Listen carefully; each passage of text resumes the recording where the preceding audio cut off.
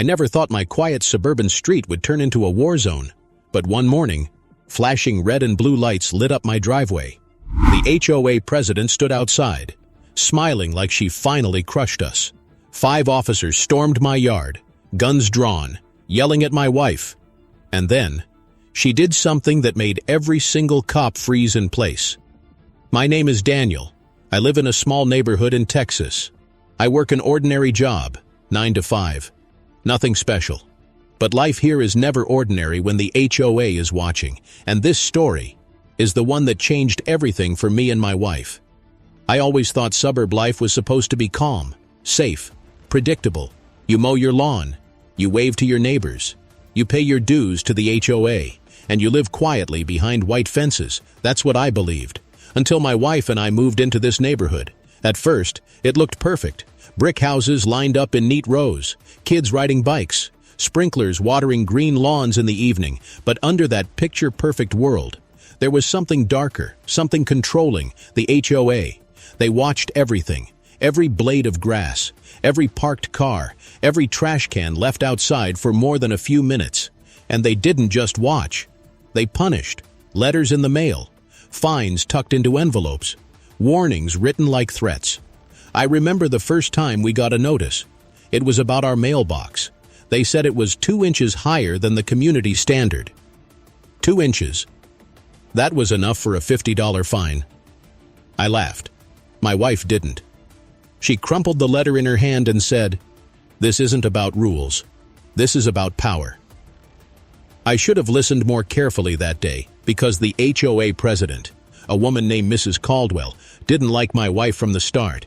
She smiled at everyone on the street, but when she looked at us, her eyes stayed cold. She called herself a guardian of the neighborhood. But to us, she felt more like a warden. At first, I tried to keep the peace. I paid a fine here and there. I fixed the mailbox. I trimmed the hedges exactly how they wanted. But my wife, she wasn't built for that. She believed in fairness, in fighting back. And the HOA, they hated that. It all started small. Trash cans, mailboxes, parking rules. But then came the meeting. Every month the HOA gathered in the community hall. Mostly it was boring stuff. Budgets, landscaping contracts, minor complaints. But that night, my wife stood up. She spoke in front of everyone. Her voice was calm, but sharp like glass. She said the HOA was abusing power. She said the fines were unfair, the rules inconsistent, the board corrupt. Neighbors gasped. A few even clapped. And Mrs. Caldwell? Her smile cracked for the first time. After that night, everything changed. The notices doubled. We got letters almost every week. Some about our grass, some about the color of our shutters. It didn't matter what we did. They found something wrong. And soon, it wasn't just letters. Men in green polo shirts began showing up at our yard. They called themselves inspectors. They carried clipboards, took photos, whispered to each other while pointing at our house. They made us feel like suspects, not neighbors. I tried to brush it off. But my wife, she got more determined. I remember one evening, she looked at me and said, "They want a fight. They'll get one." I didn't realize how serious she was until the morning the cops arrived. It was a Sunday, quiet and still. The kind of morning where nothing should happen. I was in the kitchen pouring coffee. My wife stood by the window, her hair tied back, wearing a plain blue shirt. Then we saw them, 5 police officers walking fast. Up the driveway, guns at their side, radios buzzing. Behind them, 3 HOA inspectors and Mrs. Caldwell herself, and she was smiling, like a queen watching her army march. My stomach dropped. Why were they here? What did the HOA tell them? Why did they need police? For us? I stepped outside, my hands shaking. The officers shouted orders. "Step away from the house. Ma'am, put your hands where we can see them." Neighbors peeked from their windows. Some even came outside in their pajamas. It felt like the entire street was watching to see if we'd be taken away like criminals. And then, everything slowed down. The cops pointed at my wife. They moved toward her, tense, ready to grab her. But she didn't flinch. She didn't step back. Her eyes narrowed. Her body shifted. And I knew something they didn't know, because my wife wasn't just any woman. She wasn't just a homeowner. She had a past, a hidden past. And the moment those cops reached for her, She reminded everyone exactly who she used to be. The officer's hand reached for my wife's arm, but before he could even touch her, she moved. It was fast, too fast for me to follow. One moment she stood still, calm as a statue. The next, she twisted his wrist so hard he dropped his weapon. It clattered against the driveway, loud enough to make every neighbor gasp. The second officer lunged forward, but she sidestepped, caught his arm, and slammed him face first onto the hood of our SUV. The metal shook. His sunglasses cracked against the glass.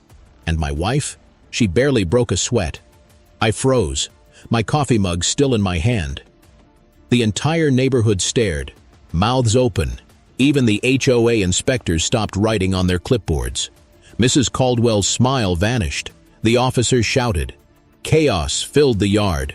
But my wife's eyes stayed sharp, focused, like she had done this before. And then it hit me. The truth I had lived with for years, but never thought I'd see again. My wife once trained SWAT teams. She used to teach them how to handle weapons, how to fight, how to survive under pressure. She never bragged about it, never brought it up. She left that life behind when we moved here, but in that moment, every piece of her past came back. The third officer hesitated, his hand on his holster, but he didn't draw. He just stood there, staring at the two men already down, because deep down, he knew if he made the wrong move, he'd be next. The fourth and fifth officers exchanged a look. Their shoulders dropped. Their confidence vanished. This wasn't a routine call anymore. This was a nightmare they hadn't trained for. And then, something I'll never forget. One of them whispered under his breath, "Sir, tell her to stand down." I couldn't believe it. The police, the ones with the power, the ones with the authority, were asking me to control her. They weren't in charge anymore. She was. Neighbors gasped, whispered, pulled out their phones. Some recorded, some just watched. It felt like a scene from a movie. But this was no movie. This was my life, my wife, my home. Mrs. Caldwell stepped forward, her face red, her voice shaking with rage. "She's dangerous. Arrest her, now!" But the officers didn't move. They didn't dare. They looked at her, then at my wife, and chose silence. The HOA inspectors shuffled awkwardly, pretending to look busy, but their hands trembled. They weren't used to losing. They weren't used to fear. And now, the fear was theirs. My wife finally released the officer pinned against the SUV. He stumbled back, embarrassed, his face red with shame. She didn't say a word. She didn't need to, because her silence spoke louder than anything. It told the entire neighborhood that she wasn't someone to be controlled, not by the HOA, not by the cops, not by anyone. The tension hung heavy. No one knew what to do. The cops didn't want to admit defeat. The HOA didn't want to admit they had lost control, and the neighbors, they just wanted to see what would happen next. I looked at my wife, calm and steady, as if this whole thing was nothing, and I realized something important that day. The HOA thought they had all the power, but real power doesn't come from rules, or fines, or threats. Real power comes from standing up when everyone else bows down. The officers slowly backed away, their voices quiet now, their radios buzzing nervously. One muttered something about miscommunication, another mumbled, "We'll file a report," and just like that, they were gone. The green-shirted inspectors followed, heads down, no more clipboards. And Mrs. Caldwell? She didn't smile this time. She stormed off, muttering to herself. Her pride shattered in front of the whole street. The neighbors lingered, some whispered in awe, some looked at us with new respect, others with quiet fear. But one thing was clear, nothing on this street would ever be the same. The street was silent after the cops left. No sirens, no shouting, only the sound of sprinklers watering perfect green lawns. But silence is dangerous in a place like this, because silence means something is brewing. My wife stood calm, as if nothing had happened. She went inside, poured herself another cup of coffee, sat by the window, like it was just another morning. But me? I couldn't relax. I knew Mrs. Caldwell wasn't finished. She didn't lose quietly. She never did. That night I couldn't sleep. I kept thinking about the look on her face. Red, twisted, burning with rage. The HOA had been embarrassed in front of the entire neighborhood. And people like Mrs. Caldwell don't forgive. They wait. They plot. They strike back. The next morning I stepped outside to get the mail. And there it was. Not one envelope. Not two. But 5. Each one stamped with the HOA seal. Each one filled with new violations. The paint on our shutters was fading. Our fence was too high. Our lawn had brown patches. Our trash cans were not fully concealed. And my favorite, the noise complaint filed because my wife slammed the car door too loud at night. It was ridiculous, almost comical, but it wasn't funny when I saw the fines. $500 due in 7 days. I took the letters inside and dropped them on the table. My wife looked at them, didn't even blink. She just sipped her coffee and said, "Let them try." Her calm scared me sometimes, not because I thought she couldn't handle it, but because I knew she could, and I knew the HOA had no idea what they were dealing with. By the end of the week, the harassment escalated. We noticed strange cars parked near our house, different every day, always idling, always watching. Neighbors who used to wave suddenly turned away. Some even crossed the street when they saw us coming. It was as if Mrs. Caldwell had poisoned the entire block against us. And then came the letters in our mailbox. Not fines this time. Anonymous notes, one said. "People like you don't belong here." Another, "This neighborhood doesn't need troublemakers." The ugliest one, "Leave now before something worse happens." I showed them to my wife. She crumpled them up without reading twice. "They want us scared," she said. "They want us gone." But she wasn't going anywhere. Neither was I. The tension grew heavier each day. Walking outside felt like stepping onto a stage. Eyes on us from every window. Whispers behind every curtain. It wasn't just about rules anymore. It was war. And then, the first act of sabotage. It was a Tuesday morning. I walked out to find my tires slashed. All 4, flat as the street beneath them. A note taped to the windshield. "Move out, or next time it's worse." My fists clenched. My chest burned. I wanted to scream, to knock on every door, to demand answers. But my wife stopped me. She put her hand on my shoulder and said quietly, "Don't give them what they want." Instead, she set up cameras. High, gay-quality ones. Hidden, but watching every angle of our house. If they wanted to play dirty, we'd play smarter. 2 nights later, the cameras caught them. 3 figures in hoodies creeping across our lawn. One poured something on the grass. Another carried spray paint. The third laughed as he kicked over our trash cans. The next morning, our lawn was burned in patches. Our garage door had trash painted across it in red letters. The smell of chemicals filled the air. I wanted to call the police, but my wife shook her head. "Not yet," she said.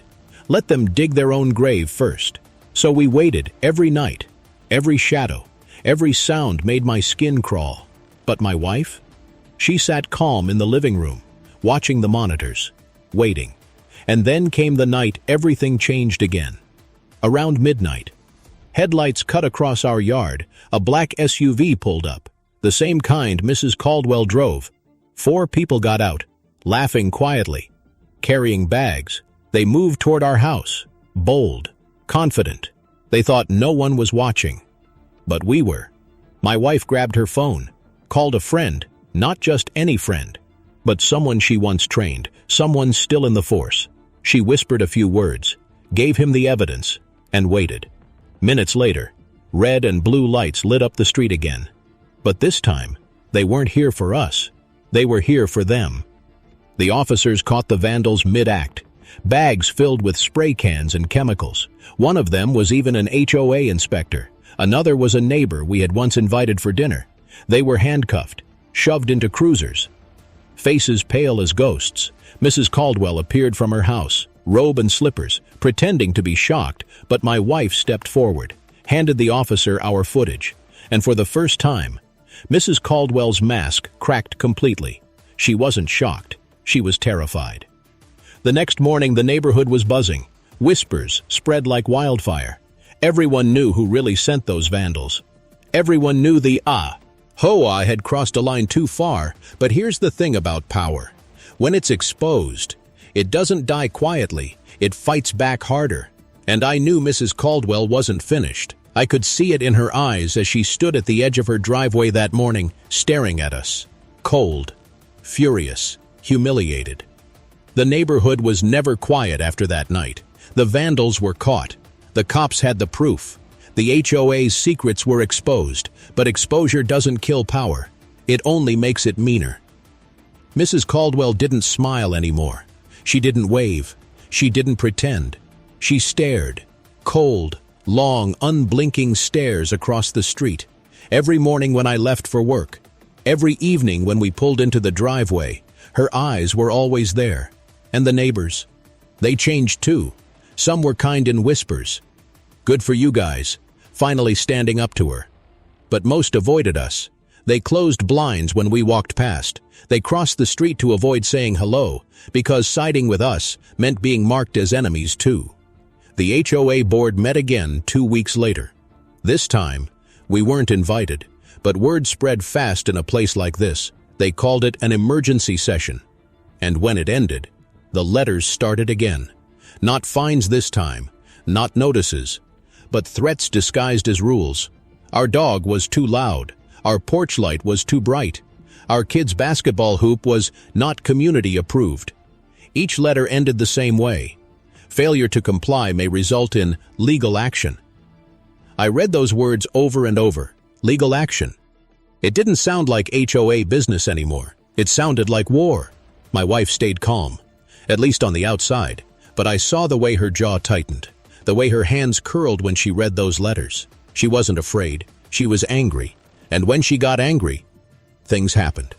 One night she sat at the kitchen table with a stack of files, old HOA bylaws, copies of the Common, ET Charter, records neighbors had given her in secret. She stayed up all night, reading, highlighting, circling details with a red pen. When I woke up, she looked exhausted but satisfied. She smiled at me for the first time in weeks and said, "They broke their own rules." Turns out, the HOA had been violating its own bylaws for years, overcharging fees, misusing funds, changing rules without proper votes. My wife didn't just find mistakes, she found crimes. We could have gone straight to a lawyer, but my wife had a different plan. She wanted them humiliated, the way they tried to humiliate us, so she prepared. She gathered documents. She spoke quietly to neighbors who were fed up. She told them exactly how the HOA had stolen from them too, and little by little, the quiet fear on our street started to shift. Whispers turned into questions. Questions turned into anger. But Mrs. Caldwell sensed it, and she wasn't going to let her empire collapse without a fight. That's when the psychological warfare began. We started finding things on our porch. A dead rat in a shoebox, a smashed flower pot with a note that said, "Get out." One morning, a pile of dog feces neatly placed in the center of our welcome mat. No one admitted to it, but everyone knew who ordered it. Neighbors reported strange knocks on their doors at midnight. Some said they saw shadows creeping through their yards. Others claimed their mail went missing. Fear spread like smoke, and Mrs. Caldwell used it well. She walked the street every evening, clipboard in hand, writing names, writing notes. Neighbors rushed to tidy their lawns when they saw her coming, like children scared of the principal. And when she passed our house, she always stopped, stared at our cameras, and wrote something down, like she was daring us to try again. The tension broke one night at the grocery store. I ran into a neighbor, Mr. Sanders. A quiet man who usually avoided trouble, he leaned close to me and whispered, "She's planning something. Something big." I asked what he meant, but he just shook his head and hurried away. His hands trembled as he loaded his bags, and in that moment, I knew we weren't just dealing with harassment anymore. We were dealing with an enemy willing to destroy anyone who stood in her way. A week later, it happened. We came home to find a bright orange sign staked in our yard. It read, "Property in violation. Foreclosure proceedings initiated." My chest went cold. Foreclosure. They were trying to take our home. I tore the sign down, shaking with rage. Inside our mailbox was the official letter. The HOA claimed we owed thousands in unpaid fines. They said they had authority to seize the house if we didn't pay. It was a lie, a complete fabrication. But lies written on legal paper can still destroy lives. I handed the letter to my wife. She didn't flinch. She didn't cry. She just looked at me and said quietly, "They went too far." And then she smiled, not the soft smile I was used to, but the sharp one. The one I had seen when she pinned that cop to our SUV. It was the smile of someone who had been waiting for this moment. She opened her laptop, pulled out the files she'd been building for weeks, and began typing every misused fund, every illegal vote, every neighbor's testimony. She built a case so strong. It wasn't just defense anymore. It was an attack for the next few nights. I watched her work, her fingers flying across the keyboard, her eyes glowing in the dim light. She wasn't just my wife anymore. She was a strategist, a fighter, a storm the HOA never saw coming. When she finished, she didn't print it, she didn't file it. She sent copies of the evidence to every homeowner in the community, not as a complaint, but as a warning. The next morning, the neighborhood exploded. Mailboxes overflowed with anger. People shouted in driveways. Phones rang nonstop. Neighbors who once feared Mrs. Caldwell now demanded answers from her. Her empire cracked in a single day. But cracks are dangerous, because when walls fall, they don't just break. They crush everything beneath them. That night, I saw her outside again. Mrs. Caldwell. She wasn't smiling. She wasn't even pretending anymore. She just stood there, staring at our house, her fists clenched, and I thought to myself, what does a cornered tyrant do when she has nothing left to lose? The neighborhood had turned against her, but Mrs. Caldwell wasn't finished. Not yet. When tyrants lose control, they don't surrender, they double down, they go lower, they fight dirtier. And I knew, standing in my driveway that night, watching her glare across the street, that she was planning something worse. The next morning, it started small, a rumor, whispers that my wife was violent, that she was unstable, that she was a danger to the neighborhood. At first I laughed, but then I realized people believed it. A neighbor stopped me at the mailbox. He leaned close and said, "I heard your wife attacked a cop." I froze, because technically, she did, but not the way they made it sound. She defended herself. She disarmed them without harm. She proved her strength. But in Mrs. Caldwell's story, it was twisted into something darker. By the end of the week, the rumor spread like wildfire.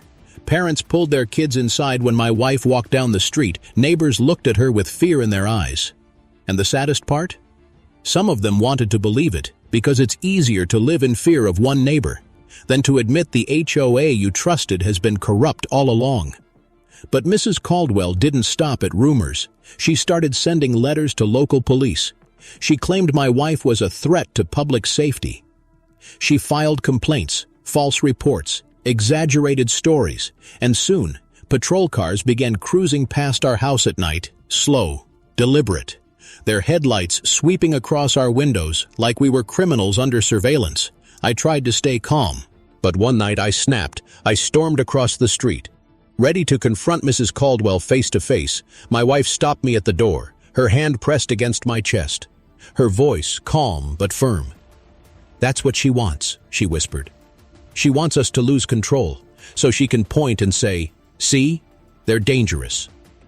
I clenched my fists, my blood boiling, but she was right. We had to be smarter. We had to let her dig her own grave. And she did. Because when you spread lies, eventually you trip over them. One afternoon, the HOA held another emergency session. This time, more neighbors showed up than ever before. The room was packed, chairs filled, people standing against the walls. Mrs. Caldwell walked in with her clipboard, head high. But her eyes betrayed her. She was nervous. She started her speech. She claimed the HOA was under attack. She called us troublemakers. She said the board was the only thing standing between order and chaos. But then, a neighbor raised his hand. Mr. Sanders, the quiet man who once whispered warnings to me in the grocery store, he stood up and said loudly, "Where's the money, Caldwell?" The room went silent. She blinked, stammered, "What money?" And that's when my wife stepped forward. She didn't raise her voice, she didn't shout, she simply laid the papers on the table. Proof, bank statements, illegally raised fees, checks written to consultants that didn't exist, contracts awarded to her own relatives at double the cost. The room erupted. Shouts, gasps, anger spilling like fire through dry grass. Neighbors crowded the table, reading the papers, pointing fingers. Mrs. Caldwell's face turned pale. She tried to speak, but her words drowned in the noise. For years, she had ruled with fear. But that night, fear shifted. It turned against her. Neighbors stood up one by one. "We've had enough. You lied to us. You stole from us." And in that moment, I realized the truth. The HOA was never powerful because of its rules. It was powerful because people believed in its rules. And now, they didn't.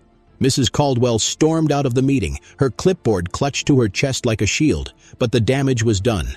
The neighborhood wasn't hers anymore. For the first time in years, people smiled at us. They waved again. They stopped to talk. One woman even said, "Thank you for standing up to her." It felt like victory, but it wasn't over, because tyrants don't go quietly into the night. 2 nights later, we found our cameras smashed, every single one, broken wires hanging like veins across the siding of our house and spray-painted across our garage door. You think you won. My wife looked at it, her jaw tight, her eyes sharp. She didn't say a word. She didn't have to, because I knew what she was thinking. This wasn't just harassment anymore. This was desperation. This was the last act of someone clinging to power by her fingernails. The next day, we discovered just how desperate she had become. A letter arrived, not from the HOA, not even from the city, but from a law firm. Mrs. Caldwell had filed a lawsuit against us. Defamation, harassment, damages, the works. She claimed we had publicly destroyed her reputation. She demanded tens of thousands of dollars. I laughed when I read it, but my wife didn't. She said quietly, "She's trying to bleed us dry." And she was right. Even a fake lawsuit costs money to fight. Money for lawyers, money for time, money for endless hearings. But what Mrs. Caldwell didn't realize was this. She wasn't the only one with resources anymore.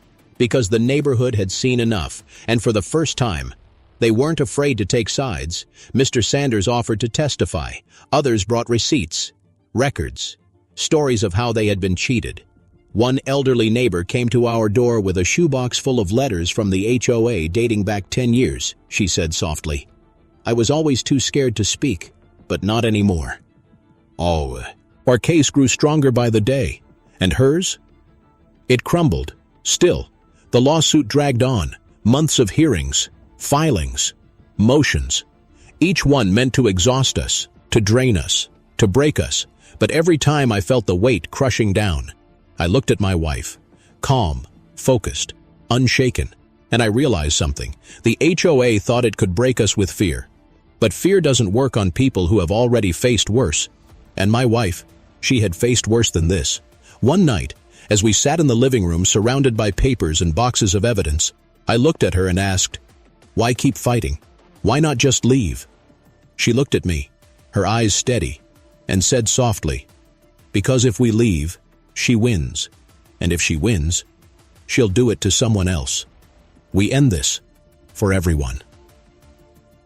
Her words hit me hard, because she was right.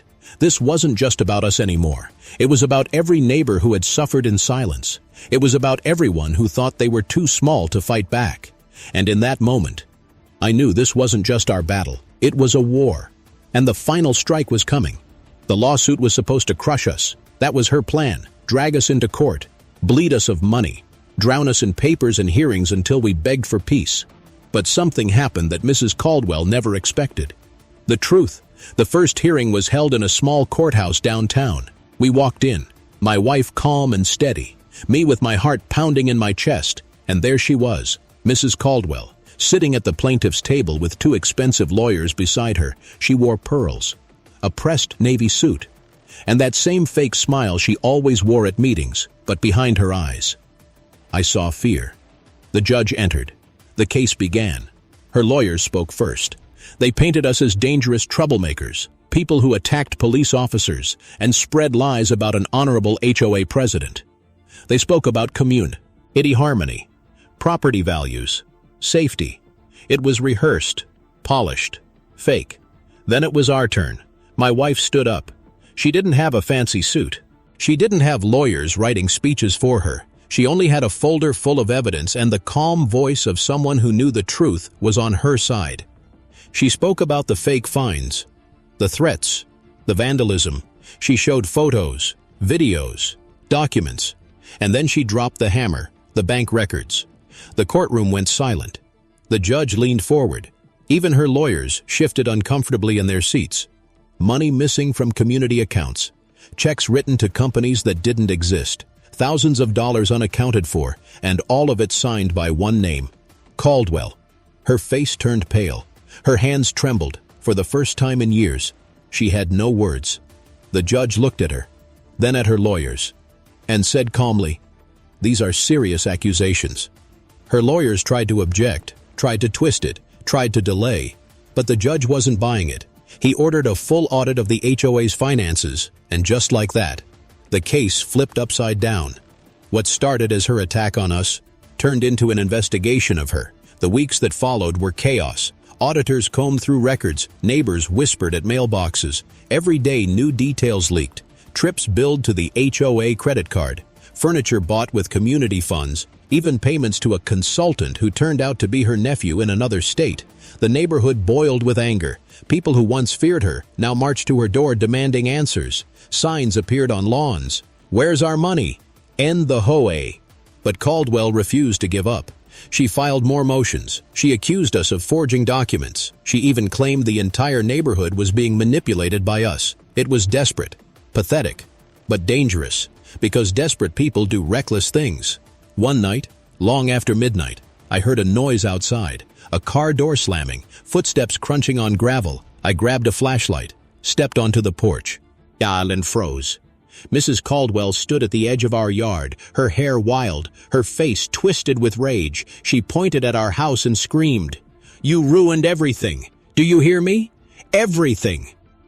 Neighbors' lights flicked on, curtains moved, dogs barked, but she didn't care. She shouted, cursed, shook her fists at the sky like a madwoman. My wife stepped beside me. She didn't speak. She didn't need to. Her silence was enough. Her calm against Caldwell's madness was a victory all on its own. Police arrived minutes later. They pulled her back, tried to calm her down. She resisted, screaming that we plotted against her, that we were terrorists.